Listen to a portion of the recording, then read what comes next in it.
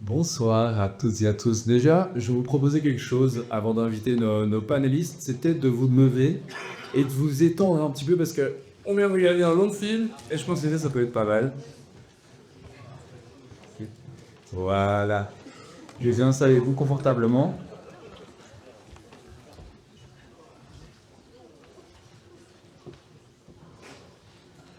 Bon, j'espère en tout cas que le film vous a plu.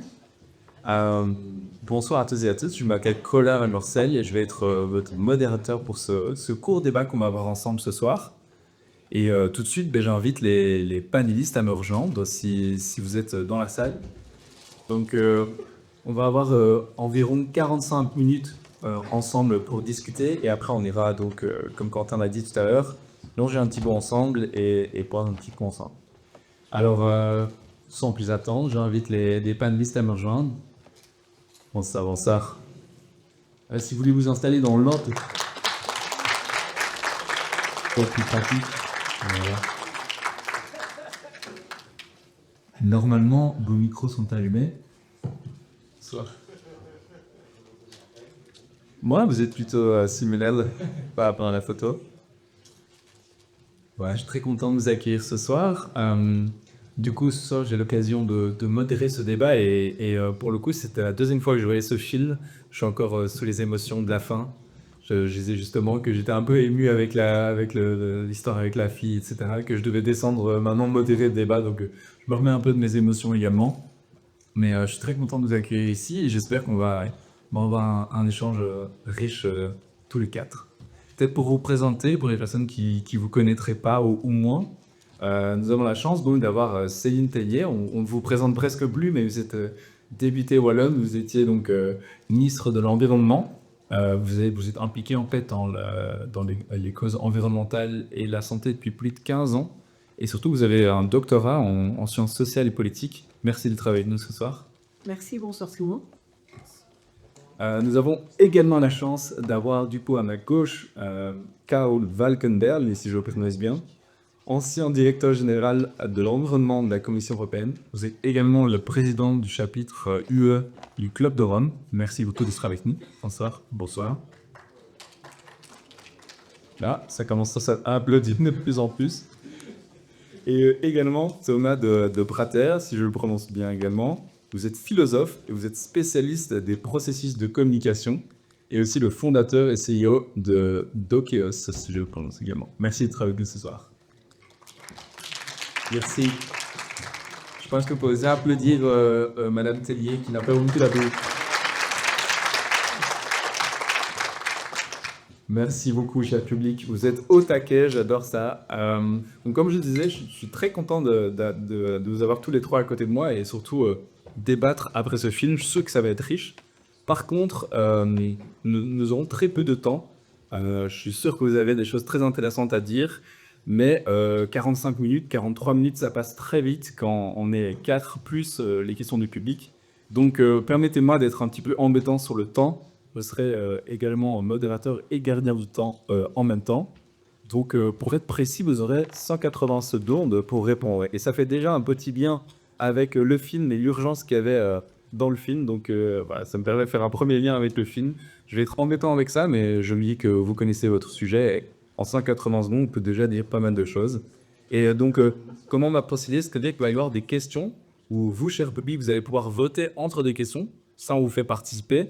Et une personne du panel, si elle le sent, peut répondre. On peut dire, moi, je me sens plus à même de répondre. Et si personne se lance, je désignerai la personne que je trouve la plus qualifiée pour répondre à cette question.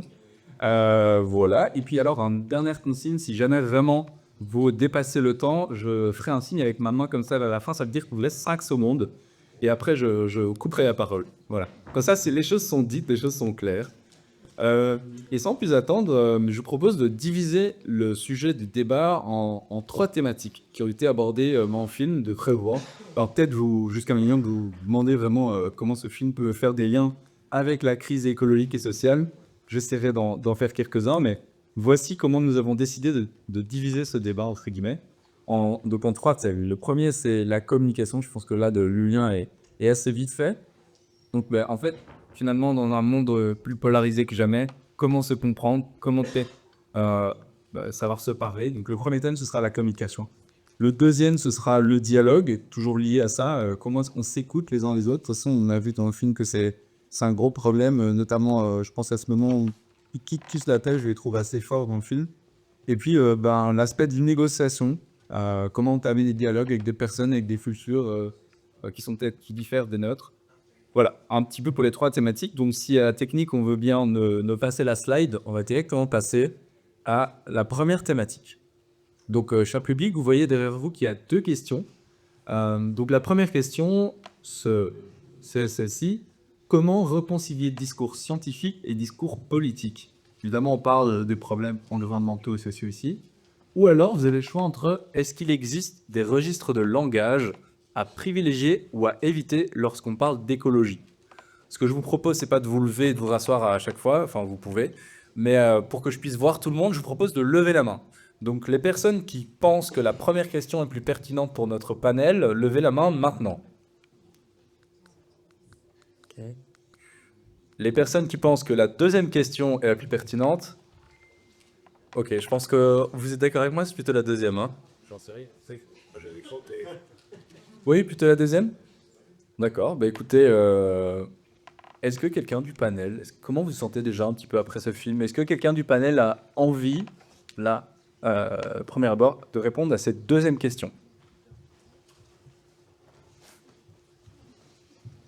Allez, moi je me lance. Merci beaucoup. Donc d'abord, bonsoir tout le monde. C'est difficile en effet de sortir du film, hein, je ne sais pas vous, mais là on nous demande de réfléchir avec notre cerveau, alors qu'on vient de vivre un moment, enfin il y avait évidemment aussi de la réflexion, mais il y avait aussi beaucoup d'émotions. Et donc c'est peut-être un élément que j'avais envie d'amener, même si ça répond aussi un petit peu à la première question, c'est qu'on a parfois tendance, quand on parle d'écologie en Occident, d'une manière assez classique, on utilise grosso modo un langage très scientifique, très proche de ce qu'on peut entendre parfois dans certaines communications du GIEC. Donc en gros, on parle à la tête et on va parler effectivement avec une idée de convaincre son interlocuteur qu'on a en fait raison. Et je pense que c'est une des très grandes erreurs qu'on fait quand on parle d'écologie, c'est qu'on veut convaincre les autres que nous avons raison. Alors j'entame peut-être déjà un peu la suite de la discussion. Mais je pense que c'est la première chose à faire, c'est de se rendre compte qu'il n'y a en fait pas une seule façon de parler d'écologie, mais il y a plein de façons de parler d'écologie. Donc il y a en fait plein de registres de langage possibles qui vont être différents selon son interlocuteur. On va forcément pas parler d'écologie de la même manière à un agriculteur qui en fait connaît l'agronomie bien mieux que nous et au quotidien dans la terre et dans la connaissance du sol, du vivant. Qu'on va en parler, par exemple, à un enfant avec qui on va avoir envie de parler de l'amour des arbres, de la sensation de l'écorce d'un arbre, etc. Ou encore, je ne sais pas moi, à un ingénieur qui est en train de réfléchir à des idées de technologie pour améliorer la situation. Et donc, je pense que sortir de l'idée qu'il n'y aurait qu'un seul registre valable, c'est déjà un premier pas. Et on voit aussi dans le film à quel point on doit sortir en fait de ce qu'on pense être le langage, de ce qu'on pense être la façon normale de s'exprimer. Et on voit que ça va plus loin puisque ça permet de penser aussi les choses autrement. Donc moi, j'aurais envie d'amener cette première réflexion. Et deuxième réflexion, c'est je pense que quand on parle de langage, en fait, derrière le langage, il y a des valeurs. On le voit d'ailleurs assez bien dans le film aussi. Et donc, pouvoir référer non pas à des faits, à des réflexions intellectuelles, mais aussi à des valeurs. Je ne veux pas dire évidemment que les faits ne comptent pas, qu'on se comprenne bien, mais essayer d'expliquer en fait le pourquoi ce qu'on fait, plutôt que le quoi ce qu'on fait. Je pense que c'est vraiment essentiel et c'est aussi sans doute une façon d'emmener plus de gens dans l'adhésion aussi à la transition écologique. C'est vraiment pas mal, ça fait 120 secondes, très belle réponse, merci beaucoup, très Donc, concis. 60 secondes, Hugo. Bah, si vous voulez, je vous offre encore. Ça sera pour après.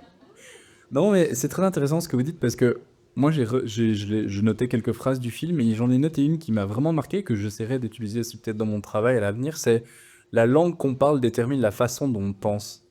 Et je trouve ça très intéressant parce que, bon, effectivement, les langues latines, bon, il y a peut-être un peu des similitudes, mais si on va dans des peuples indigènes, moi j'ai eu l'occasion de rencontrer pas mal d'activistes, par exemple du Brésil ou même d'autres régions du monde, et je trouve ça très intéressant le fait que notre vocabulaire et la manière dont on pense va évidemment influencer, enfin, pardon, le vocabulaire de la langue qu'on parle va influencer notre manière de penser et notre manière d'approcher les choses. Je pense notamment à le terme nature ou terre-mer, enfin voilà, qui est employé par certaines personnes. C'est très intéressant parce que nous, on parle souvent de la nature comme quelque chose d'extérieur et donc voilà, je trouvais ça intéressant.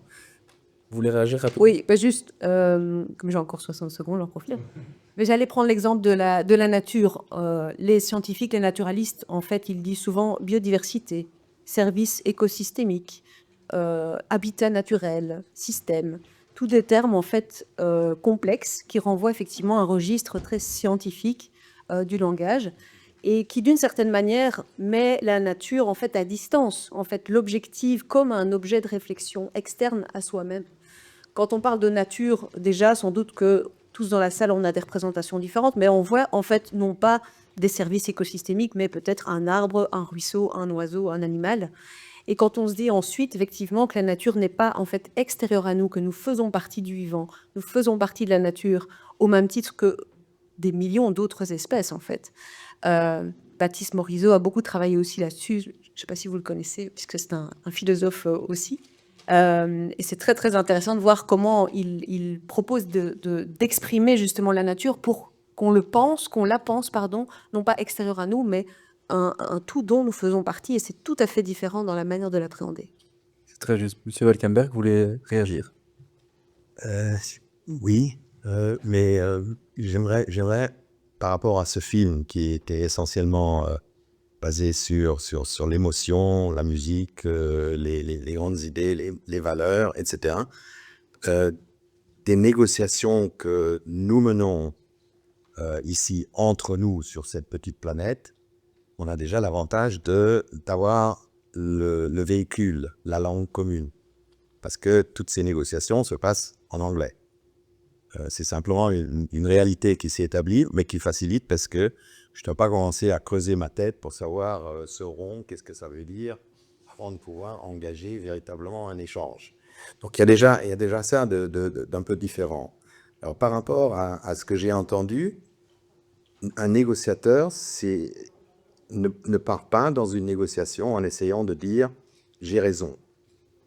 Ça, c'est quelqu'un qui va devant un tribunal et qui essaie de convaincre un juge que j'ai raison et que l'autre a tort. Et maintenant, je veux que toi, tu décides que c'est moi qui ai raison. C'est pas une négociation, ça. Une négociation, pour moi, c'est on démarre avec une position qui, normalement, dans ce genre de négociation, n'est pas la mienne, mais celle que ceux qui m'ont mandaté ont essayé d'établir.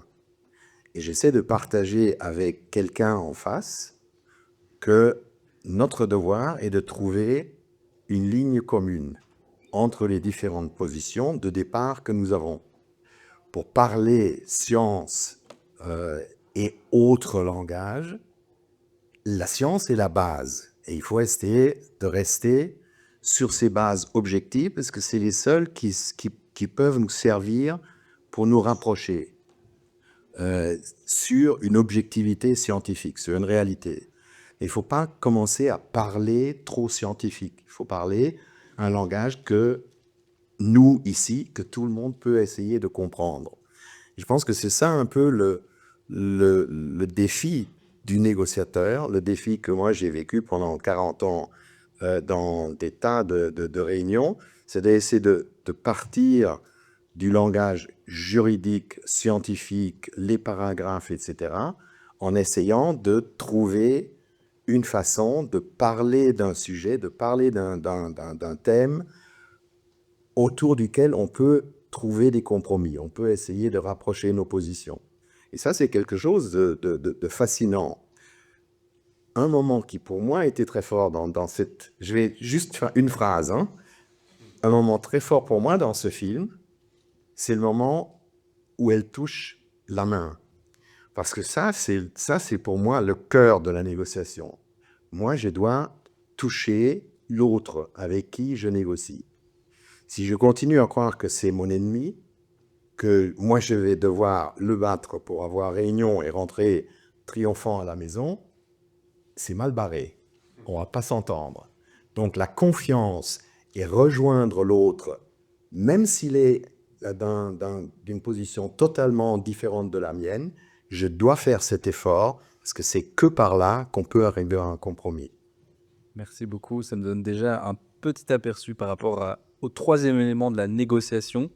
Mais je propose déjà de passer au deuxième thème. Comme ça, on essaie d'avoir environ 5-10 minutes par thématique.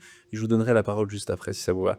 Est-ce qu'on peut me mettre le deuxième slide pour que le public puisse choisir dans les 2 prochaines questions?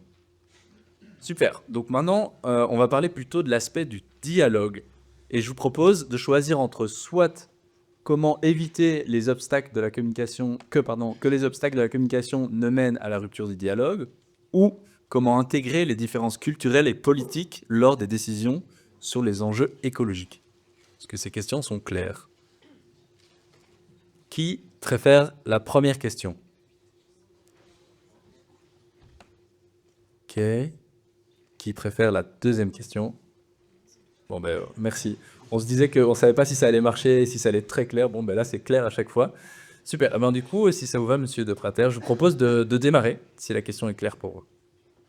Oui, oui, c'est très clair. Bah, c'est un film sur la communication avec le tout autre, le grand autre, l'extraterrestre. Mais finalement, ça pourrait être Dieu ou ça pourrait être votre femme ou vos enfants. C'est-à-dire qu'au fond, il faut franchir un fossé pour entrer en communication avec quelqu'un qui, par nature, est forcément différent de nous. C'est le sujet du film. Et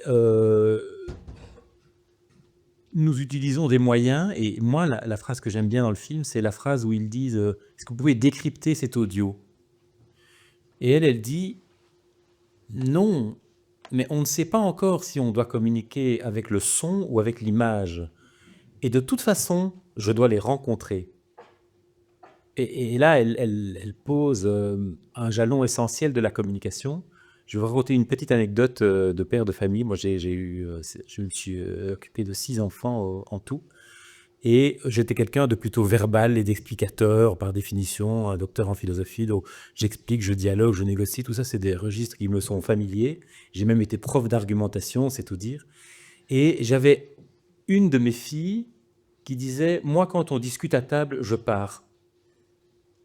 Et ça ne m'intéresse pas, vos trucs intellectuels, ça ne m'intéresse pas. »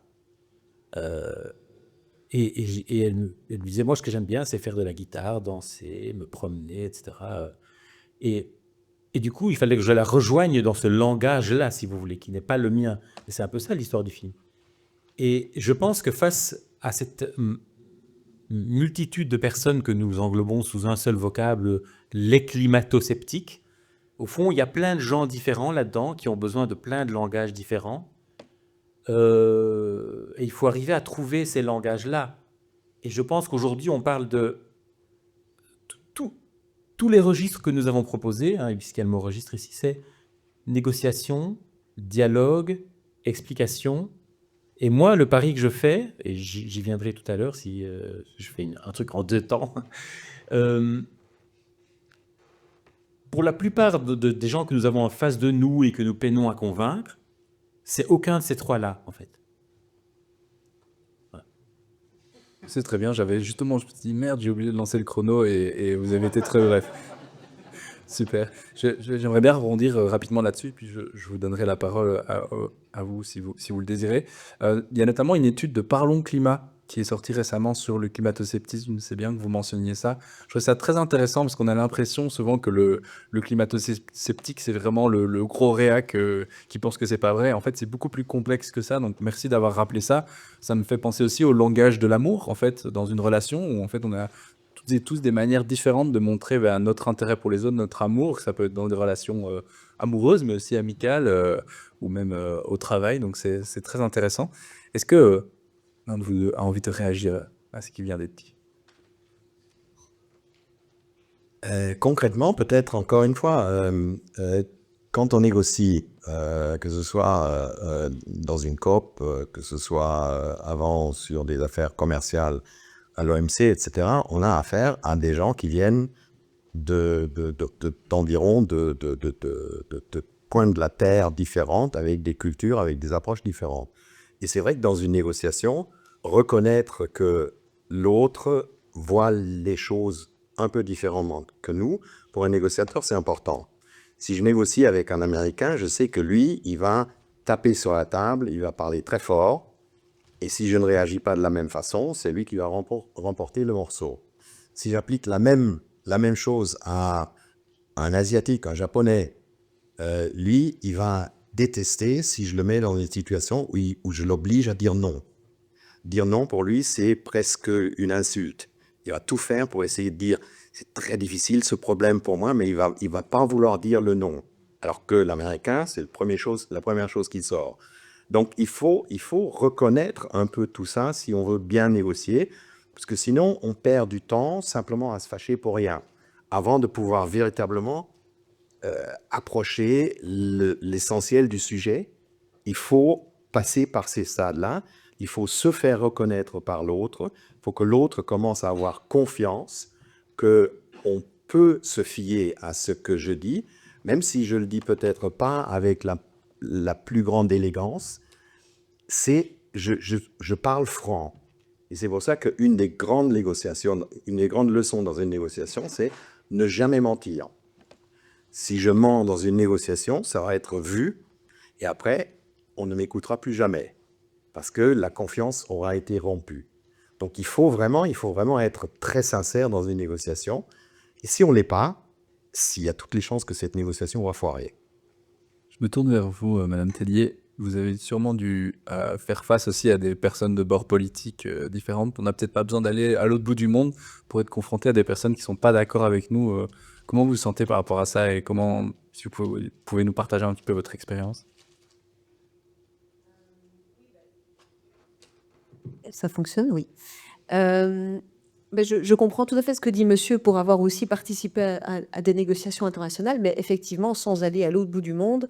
Moi, j'étais dans un gouvernement qui mêlait donc des représentants des socialistes, du MR et des écolos. C'est déjà 3 planètes différentes. Donc, c'est effectivement un acte avant tout d'empathie, en fait, que de négocier avec quelqu'un, mais aussi, pas uniquement de négocier, de pouvoir, en fait, construire un projet avec quelqu'un. Et je crois que c'est quelque chose qui ne correspond pas du tout à l'image qu'on a de la politique aujourd'hui, parce que malheureusement, ce qu'on voit de la politique, c'est en fait les petites phrases, les punchlines dans les médias, les attaques, et malheureusement, c'est une image qui est en fait très négative. Or, l'essentiel du travail politique, je ne parle pas du travail à l'égard de la population, mais du travail vraiment de négociation politique, c'est avant tout d'être en capacité à effectivement se mettre à la place de l'autre, à comprendre l'objet qu'on est en train d'analyser ensemble, c'est-à-dire par exemple une orientation politique à donner, avec le regard de chacun. Et en fait, la question cruciale, c'est qu'est-ce qui compte pour mon interlocuteur? Et comment est-ce qu'on va, et ça je trouve que ça ressort bien dans le film aussi, non pas trouver le plus petit commun dénominateur, qui en fait est une espèce de compromis par le bas, mais un compromis qui va permettre qu'en fait on est tous à gagner à l'accord. Il faut que l'accord soit bénéfique au désaccord. Sinon, en fait, il n'y a pas d'accord. Ça ne sert à rien, en fait. Ça n'apporte rien à personne d'arriver à aboutir à une négociation. Et ça, c'est quelque chose, d'ailleurs, qui est typique de la culture politique belge, le fameux compromis à la belge. Alors, on en rigole souvent, et malheureusement, il est peut-être un peu en danger aujourd'hui avec les tensions politiques dont je parlais. Mais on sait aussi que, sur le plan international, c'est une qualité qu'on reconnaît à la diplomatie belge. Moi, j'étais à la COP, pour rebondir sur ce que vous dites, et puis je clôture, à la COP de Montréal sur la biodiversité il y a presque 2 ans. Les négociateurs belges étaient appelés par la présidence chinoise qui menait les négociations pour parvenir à créer des consensus. Donc on est vraiment reconnu aussi pour cette qualité au niveau international. Mais je pense que vraiment le mot, et c'est ça la grande richesse de ce film aussi, c'est qu'on n'a pas envoyé, comme dans tous les films d'aliens, oui, il y a des militaires, ok, mais en fait, on voit jamais des linguistes. Jamais. C'est le seul film où on voit des linguistes. Et moi, j'ai envie de dire qu'aujourd'hui, pour réussir la transition écologique, on a peut-être plus besoin d'anthropologues, de sociologues, de philosophes ou de linguistes que d'ingénieurs, mais aussi des poètes. Bien les poètes. C'est peut-être pas... C'est qui connaissent la référence. C'est très juste, mais je disais, c'est peut-être pas la bonne salle où dire ça, parce que chez les shifters, ils sont connus pour avoir beaucoup d'ingénieurs. Mais non, mais moi j'aime bien les ingénieurs, mais Non, mais il faut de tout. moi, je viens du milieu de la communication, je suis complètement d'accord avec vous. Hein. Non, mais pour le coup, j'aime beaucoup tout ce qui a été dit lors de ce petit tour de discussion, parce que j'ai l'impression que aussi dans le film, finalement, là où on en revient, c'est à des émotions, à une histoire. Et en fait, le film se résout à quelque chose de ultra personnel. À la fin, c'est président, je sais pas trop, militaire chinois, qui vient lui dire ça dans l'oreille, les mots mourants de sa femme. Je trouve ça dingue de se dire que, entre guillemets, toute l'histoire de l'humanité tient à ce fil, etc., à un truc hyper fort, hyper personnel. Et ce que j'entends dans vos 3 discours, j'ai le sentiment, c'est que on revient à quelque chose de basique, quoi, d'humain, en fait, d'un sentiment. Et je pense qu'on est profondément des êtres finalement irrationnels et que peut-être qu'on devrait justement plus mettre en avant des psychologues, des sociologues, des neurologues, voilà, toutes ces choses-là, toutes les émotions. Ben, merci beaucoup. Je vous propose de passer à la 3e thématique et je pense que ça nous laissera justement du temps pour peut-être avoir une question du public à la fin, vu qu'on avance assez vite, donc c'est super. Alors, pour la 3e thématique sur la négociation, Monsieur Valkemler va être très content cette fois-ci, il va pouvoir dire tout ce qu'il veut. Je vous propose de choisir entre ces 2 questions. Comment négocier avec des personnes, États ou organisations aux intérêts divergents des nôtres? Ça, je pense que ça s'adresse fort à la COP, hein, notamment. Ou alors, comment éviter de subir l'influence d'acteurs plus puissants lors d'échanges multilatéraux? Vous connaissez le système maintenant. La première question, qui souhaite entendre par rapport à ça?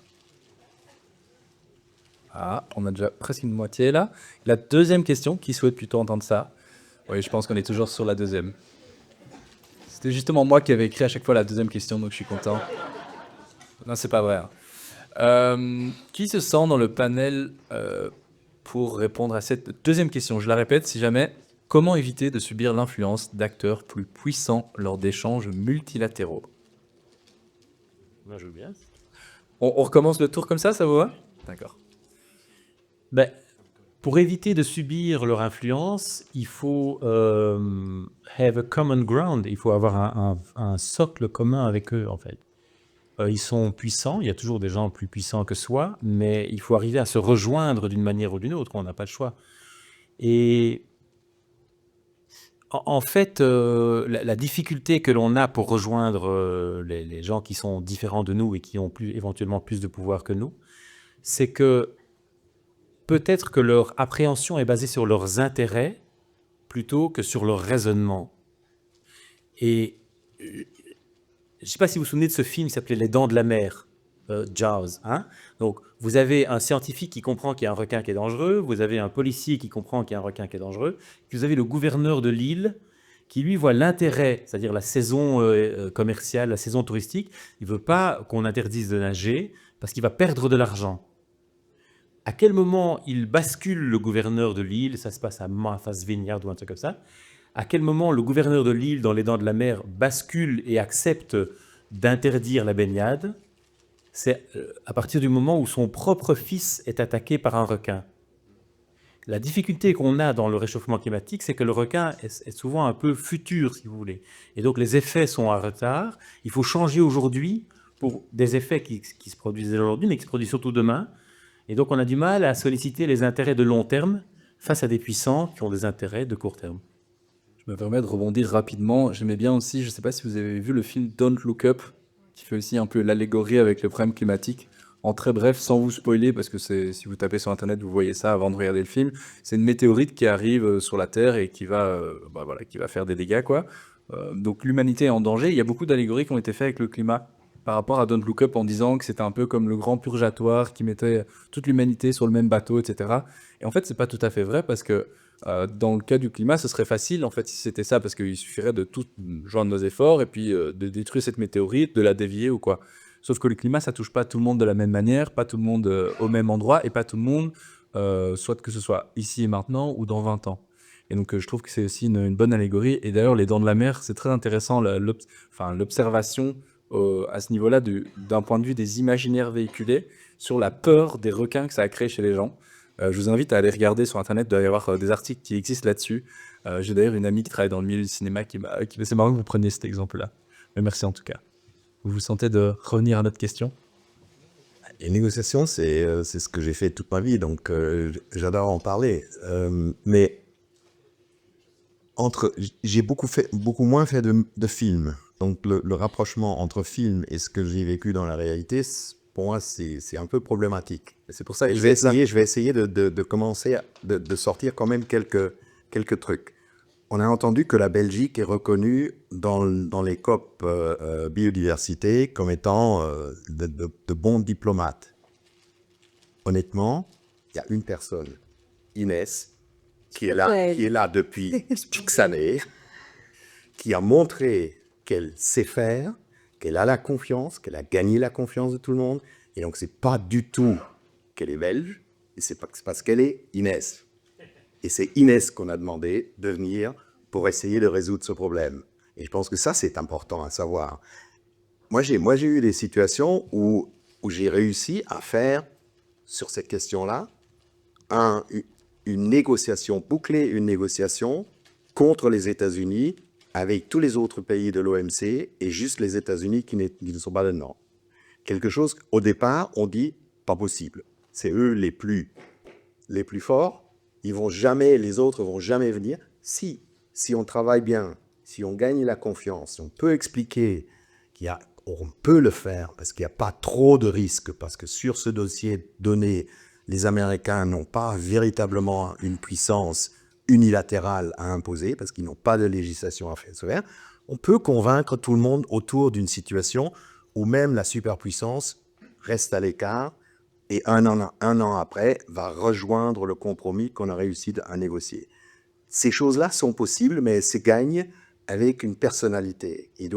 On doit imposer sa personnalité, on doit être crédible, on doit être capable de se mettre dans la place de l'autre, de convaincre, de trouver avec de l'empathie. Je pense que c'est quelque chose de très, très important. Et ça peut être très difficile parce qu'on a parfois en face des gens qui, franchement, à choisir mes amis, je ne les choisirai probablement jamais. Mais dans une négociation, je dois pouvoir agir avec eux avec empathie, avec un sens commun. On veut arriver à un but. On ne négocie jamais contre quelqu'un, mais toujours avec tout le monde. Et je pense que ça, c'est très important. Si on applique ça dans une négociation et que les médias, eux, qui représentent ces négociations, comprennent que ce n'est pas qui a gagné, qui a perdu, mais qu'un compromis, ce n'est pas quelque chose de corrompu, mais que c'est un art. C'est ça qui nous permet de vivre ensemble sur cette planète. Sans compromis, on va simplement se taper sur la gueule. Merci beaucoup. Madame Télé, vous voulez réagir? Oui, je trouve la question est très large en fait, et ce qu'on appelle acteurs plus puissants, ça peut être des acteurs connus, hein. On a parlé des États qui ont effectivement des poids relativement plus importants. Ça peut être aussi des acteurs cachés, entre guillemets, hein. La puissance des lobbies, il ne faut pas être naïf, elle existe. Et je pense que la première chose, c'est de la mettre au jour, de la montrer, de mettre les choses sur la table et de dire, OK, dans cette négociation, qui sont les acteurs qui interviennent en fait dans cette négociation, soit comme acteurs directs de la négociation, soit comme acteurs indirects, soit comme élément de pression. On sait par exemple qu'en 2019, les marches pour le climat un peu partout en Europe ont eu une influence notable sur l'accord des différents gouvernements, que ce soit en Belgique, mais aussi au niveau européen, l'émergence du Green Deal, etc. Malheureusement, aujourd'hui, il y a un trend qui est beaucoup moins favorable. Mais donc, la mobilisation citoyenne, c'est aussi un acteur extrêmement puissant qui peut faire basculer les choses. Et donc, la première chose pour moi, c'est de mettre au jour les acteurs en présence. Deux, c'est effectivement de ne pas voir la négociation comme quelque chose de négatif. Et je vais juste donner un exemple. Souvent, on croit qu'une négociation politique, c'est un peu comme quand vous allez acheter une voiture, vous allez négocier avec le vendeur, et en gros, si à la fin vous sortez avec un prix très bas, vous allez être content, vous allez avoir l'impression que vous avez effectivement gagné et que lui, il a perdu. En fait, une négociation, c'est beaucoup plus quelque chose qui se rapproche de, par exemple, vous avez envie de partir en vacances avec vos amis, mais vous n'allez pas décider tout seul de la destination du voyage, de comment on va y aller, de ce qu'on va manger le matin, ce qu'on va manger le midi, des activités qu'on va faire en fait. Chacun va avoir son mot à dire et on va essayer de trouver un compromis parce que ces amis-là, vous n'allez pas pouvoir simplement considérer que le lendemain, vous n'allez plus le rencontrer, comme le marchand de voitures par exemple, mais au contraire, vous allez continuer à les voir. Donc vous devez en fait, au-delà du compromis situationnel lié à vos vacances en commun, En fait, l'objectif, c'est qu'à la fin des vacances, ce soit toujours vos amis. Vous voyez ce que je veux dire? Alors, je ne parle pas ici des petites disputes au bord de la table, mais ça veut dire que donc, s'il y en a un qui prend le pouvoir, en fait, qui est dans le pur rapport de force durant ces vacances, ben, forcément, la relation va être abîmée. Et donc, c'est très important, comme ça a été dit, de connaître son interlocuteur. Je crois que c'était très beau ce que vous disiez sur les habitudes culturelles des uns et des autres. Et c'est aussi pour ça que les COP, en fait, elles doivent se faire en physique. On critique toujours ça en disant, mais pourquoi est-ce qu'il faut autant de gens qui se déplacent à l'autre bout de la Terre? Malheureusement, par exemple, ici, cette année, la ministre wallonne du climat n'a pas été à la COP. C'est la première fois depuis 10 ans. Et je pense que c'est une erreur parce que, effectivement, ça fait beaucoup de monde, mais dans ceux qui négocient réellement, on a besoin de se voir en vrai parce qu'on est des êtres de chair et de sang et qu'on doit donc pouvoir négocier avec un autre être humain qui est en face de soi. Mais pour ça, on n'a pas besoin de 72 000 personnes présentes à Bakou. On est bien d'accord. Il y a des négociateurs autour de la Mais les table. ministres, je trouve Il y en que a, c'est un peu important. il suffit d'en avoir une centaine. C'est eux qui font finalement la négociation autour d'une table. Et tout le reste, c'est du cirque autour. Oui, mais là, je parle de... Voilà, c'est votre point de vue. Moi, je considère qu'en tout cas, les personnes qui sont ministres en charge, en fait, doivent être sur place. Parce que pour aboutir à un consensus au niveau belge, déjà, c'est une étape. C'est des poupées russes, en fait. Enfin, vous le savez aussi mieux que moi, d'ailleurs. Puis, il y a la négociation intra-européenne. Et puis, en fait, ensuite, des négociations... Bon, voilà. Là, on focalise beaucoup sur la COP. J'essaie d'avoir un propos un peu On plus pourra large. peut-être faire une discussion spécifique sur la COP. Effectivement, on a vu, je pense peut-être, vous l'avez vu, il y a encore un nombre record de lobbyistes pour les énergies fossiles, presque 2 fois plus présents que les 10 pays, donc tous les représentants des 10 pays les plus vulnérables face au changement climatique. Notamment, moi j'ai vu ça sur le média Vakita. J'ai oublié de me présenter en fait, rapidement, au début, en fait, je suis enseignant à l'IEX. Je suis aussi créateur de contenu. En fait, je travaille sur une thématique qui s'appelle les nouveaux récits. Donc moi, ça me parle beaucoup, ces notions de dialogue, de comment on peut réinventer nos manières de penser et comment on peut donner une direction au final à notre société, notamment Cyril Dion qui dit pour créer une société différente, il faut déjà commencer par l'imaginer. Donc voilà, je travaille sur les questions d'imagination. J'avais un peu une petite question coup de cœur que j'avais envie de vous poser. Dans le film, la solution miracle, c'est qu'en fait, elle arrive à voir le futur. Et je voulais savoir, est-ce que vous pensez que si un de vous toucher cette table et arriver à voir le futur de l'humanité qui tournerait bien, hein, disons-le comme ça cette fois-ci, est-ce que vous pensez que ce serait un bon outil et qu'est-ce que vous pensez de ça? Est-ce que vous pensez qu'on a besoin de savoir voir le futur pour avancer ensemble? C'est un peu la question de Pierre, ils n'étaient pas préparés pour celle-là. En fait, il y a 2 manières d'appréhender le futur. Il y a une manière intellectuelle et une manière sensorielle. Jacques Attali a écrit un livre là-dessus en disant que si on connaît tout du présent, on a une certaine idée de l'avenir. Plus on connaît de choses, plus on peut se projeter dans les déterminismes qui vont conduire à demain. Ça, c'est l'approche intellectuelle. Et c'est très important pour le climat, puisqu'on doit agir aujourd'hui pour quelque chose qui va se passer demain. L'autre approche, c'est une approche sensorielle, qui consiste à, par exemple, vous pouvez imaginer que vous construisez je vais lancer une sorte d'imaginaire un peu délirant, vous construisez une sorte de parc d'attractions, qui est un peu comme le Futuroscope, ou un peu comme le truc sur les fusées, là, en Ardennes, comment ça s'appelle encore C'est pas ça justement, Futuroscope? Non, ça c'est le Space Center, voilà. Space Center. Vous imaginez, vous faites un Earth Center, dans lequel vous imaginez que vous faites faire des expériences à la fois négatives et positives. L'expérience négative, c'est que vous vivez une inondation. Vous devez traverser, votre voiture est emportée avec un mélange multimédia. Vous vivez ce que c'est que d'être dans une inondation avec des coulées de boue, etc. Ça, c'est une manière pour les personnes qui ont une approche moins intellectuelle de ressentir ce que ce serait ou ce que ce sera de façon concrète. Et ça va leur parler comme ce gouverneur de l'île qui tout d'un coup est frappé dans sa chair parce que son fils est attaqué par le requin. Et là, il peut se projeter sur les morsures futures du requin. Et vous pouvez aussi construire un imaginaire du futur dans ce parc d'attractions qui s'appellerait Earth Center. Vous pourriez imaginer que vous créez des jeux à somme non nulle, comme elle dit, dans le film, dans lesquels, si vous vous mettez à plusieurs pour résoudre un problème, vous faites baisser le niveau de l'eau dans le village. Ça, ce sont des façons très concrètes de la gamification, comme on dit dans mon métier, dans lesquelles on est capable de faire appréhender physiquement, concrètement, sensoriellement, un futur possible. Et émotionnellement, comme vous disiez, quoi. Et émotionnellement, voilà. Très bien. Eh ben, si vous ne sautez pas sur votre micro... Ah si. Ah si. Ah, Mais mon esprit a divagué et du coup, en vous écoutant, il y a une idée qui est partie, n'est-ce pas grave. Il y avait donc plusieurs choses que je voulais dire. Vous pouvez juste redire ce que vous avez dit avant? donc je parlais de la question de l'imaginaire, de un peu la solution Oui, miracle voilà, dans le film. merci. Je ne sais pas si certains d'entre vous ont lu le livre Sapiens. Oui. Alors moi, j'ai pas eu le courage de lire toute la brique, mais j'ai lu la BD, soi-disant pour les enfants. Elle est très bien. On est tous d'accord qu'elle est super. Et en fait, elle est géniale parce que, contrairement là aussi à tout ce qu'on peut imaginer sur en fait pourquoi l'être humain est l'espèce qui domine le monde, parce qu'il est super malin, machin. Non, en fait, la question c'est on n'est pas les plus forts, on n'est pas les plus rapides. Et qu'est-ce qui fait qu'au final on est l'espèce effectivement qui aujourd'hui, pour le moment en tout cas, domine le monde. Et je mets plein de guillemets derrière le mot domine.